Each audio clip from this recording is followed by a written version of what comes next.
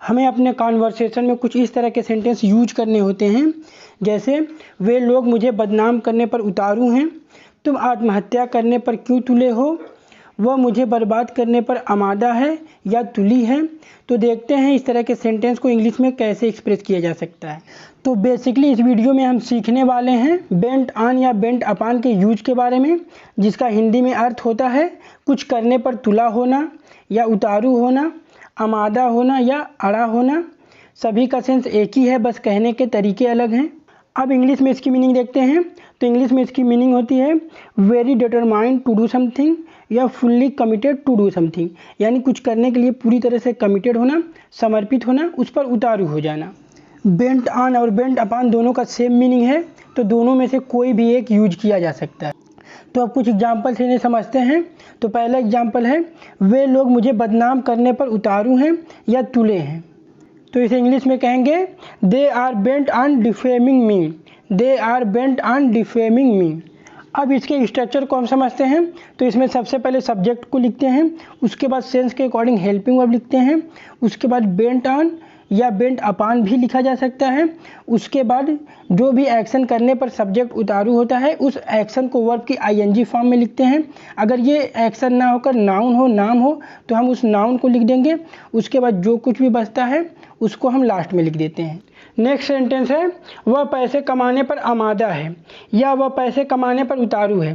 तो इसको हम इंग्लिश में लिखते समय सबसे पहले सब्जेक्ट लिखेंगे ही, उसके बाद हेल्पिंग वर्ब इज लिखेंगे क्योंकि हिंदी सेंटेंस में लास्ट में है आया है। उसके बाद उतारू होना या आमादा होना की इंग्लिश हम लिखेंगे बेंट ऑन या बेंट अपॉन भी लिख सकते हैं। तो किस चीज़ पर उतारू है या आमादा है, तो कमाने पर उतारू है। तो कमाने की इंग्लिश हम लिखेंगे, कमाना एक वर्ब है और ये एज ए जिरंड यूज हुआ है, तो हम वर्ब की आईएनजी फॉर्म लिखेंगे अर्निंग। उसके बाद क्या कमाने पर उतारू है, तो पैसे कमाने पर उतारू है, तो पैसे की इंग्लिश लिख लेंगे मनी। तो हमारा जो पूरा सेंटेंस होगा वो होगा he is bent on earning money, he is bent on earning money. Next example है टॉम शरारत पर उतारू था या टॉम शरारत पर तुला हुआ था। इसे इंग्लिश में कहेंगे Tom was bent on mischief. तो हम देख सकते हैं कि इस सेंटेंस में mischief as a noun use हुआ है। तो बेंट ऑन के बाद वर्ब की आईएनजी फॉर्म भी आती है और नाउन भी यूज हो सकता है, डिपेंड करता है कि हिंदी सेंटेंस में जिरंड यूज हुआ है या नाउन यूज हुआ है। नेक्स्ट सेंटेंस है वह मुझे बर्बाद करने पर तुली है या आमादा है। इसे इंग्लिश में कहेंगे she is bent upon destroying me, she is bent upon destroying me. Next example है politicians are bent on defaming each other, politicians are bent on defaming each other, यानी कि राजनीतिज्ञ लोग एक दूसरे को बदनाम करने पर उतारू हैं। नेक्स्ट एग्जाम्पल है psychopath was bent on killing the girls, psychopath was bent on killing the girls, यानी कि साइकोपैथ लड़कियों को मारने पर उतारू था।